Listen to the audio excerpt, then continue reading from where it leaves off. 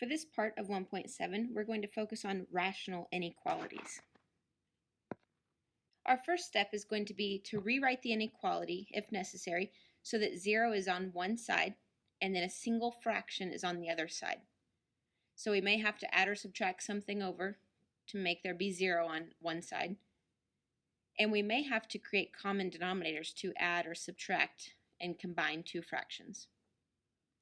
The second step is we're going to determine the values that cause either the numerator or the denominator to equal 0.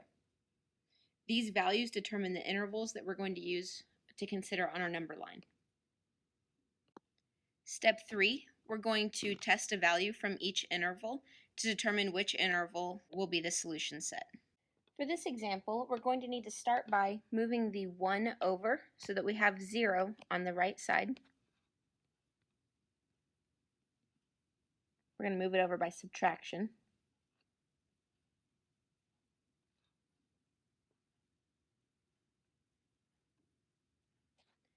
And now we need to combine the 5 over x plus 4 and the minus 1 to make one fraction. So first of all, I'm going to rewrite 1 as a fraction, 1 over 1. And I need to create common denominators. So I'm just going to multiply 1 over 1 by x plus 4 on the top and the bottom so that it's over x plus 4.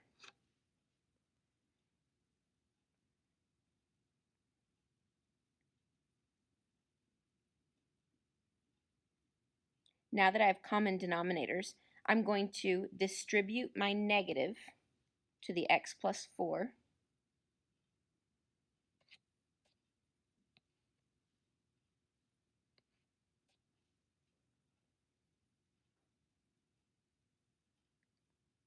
And now we're just adding like terms on the top. So we get 1 minus x over x plus 4 is greater than or equal to 0. So now I'm looking to see what makes the top and the bottom 0. So I'm going to set them each equal to 0 and solve.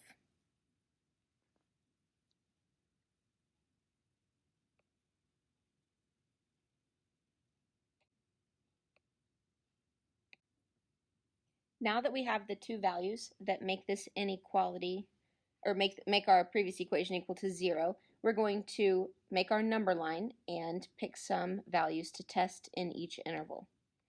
So number line, I'm going to put negative 4 and 1 on here.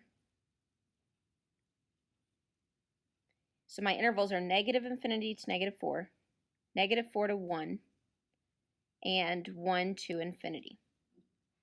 I'm going to test negative 5 and 0 and 2. Now remember, you can test any number in those intervals. Just make sure you pick one that's easy for you. Let's start by plugging negative 5 in. We plug it into our inequality for x, and we simplify the left side. In the end, we get negative 5 is greater than or equal to 1, which is false. So the interval negative infinity to negative 4 is not one of our solution sets. Next, let's test 0. Plug that in for x. And we get 5 over 4 is greater than or equal to 1, which is true. So this interval is one of our solutions. And last, we're going to test 2. So plug 2 in for x and see if you get a true statement or not.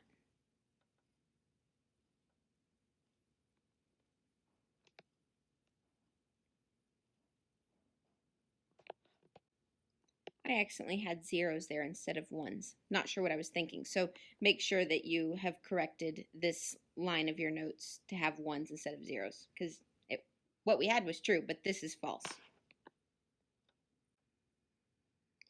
Our final answer here is the interval negative 4, not including negative 4, through 1, including 1.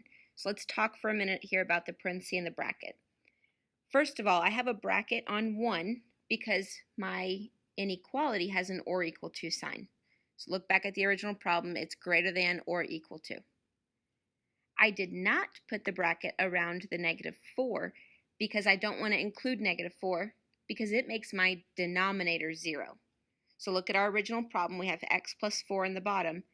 We can't include positive 4 in our answer because that would cause us to be dividing by 0. So you have to be careful here about if you're going to use a parenthesis or a bracket. Now, I just redid this whole problem that we just did, except this time, notice that I just have a greater than sign. I took off the or equal to all the way through. My answer here, again, is different because I don't have a bracket around the 1. I have a parentheses since I didn't have an or equal to sign in the original problem. The negative 4 still has a parentheses around it because it makes my denominator 0. The first thing we need to do in this next example is move our 5 over by subtracting to get everything on the same side and just a 0 on the right side. Next, I'm going to make 5 into a fraction and create common denominators by multiplying the top and the bottom by 3x plus 4.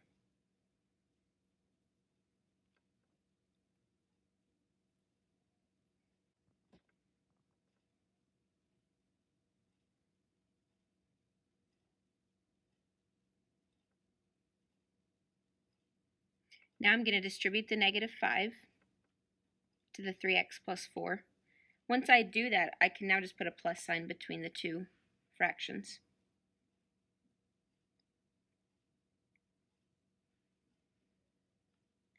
Now I'm going to write it as one fraction. So I'm going to put both the numerators over 3x plus 4 and then combine like terms on the top.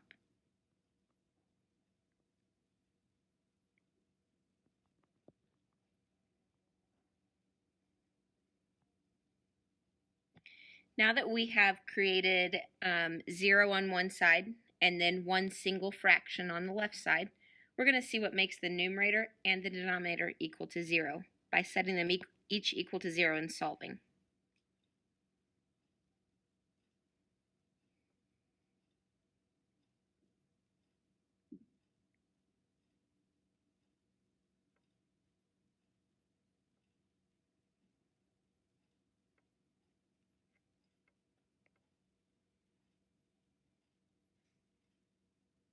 Now I'm ready to set up my intervals and test values using these two numbers.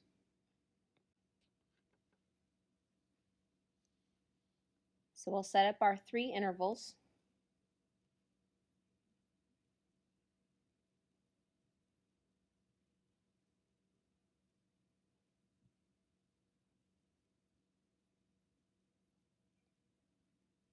And we'll pick our 3 numbers to test.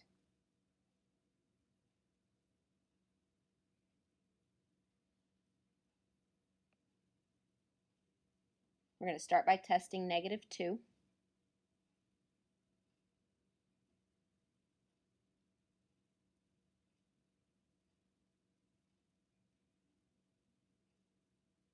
And we get a true statement. So that's one of the intervals that will be in our answer. Next, we're going to plug in negative 1.5.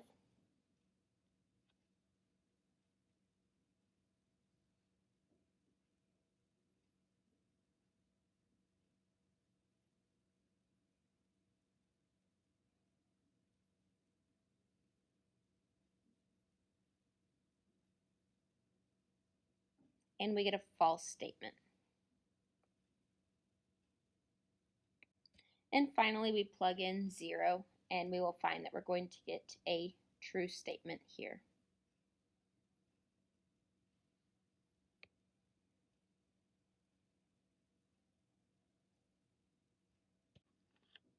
Okay, for our answer, it's going to be the union of these two intervals. I have left off the parenthesis or the bracket that's going to go around negative 21/13 and negative 4/3. So we're going to stop and talk about what we need to use.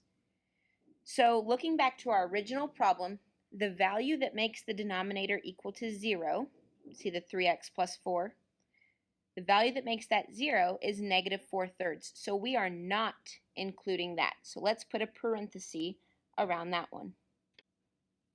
So we're saying we're not including that in our solution set. So we're saying that we're not including negative 4/3 in our solution set. The negative 21 over 13 doesn't make the denominator 0, so now we're going to look at this sign. Our sign in the problem is just a less than. There's no or equal to, so that tells me to use a parentheses.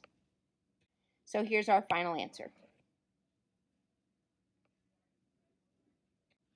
If I changed this problem, so up in the beginning, if I changed it to have an or equal to sign underneath my inequality, then the one thing that would change in my answer is I would have a bracket around my negative 21/13. I still have a parenthesis around the negative 4/3 because no matter what the inequality looks like, that value still makes my denominator equal to 0.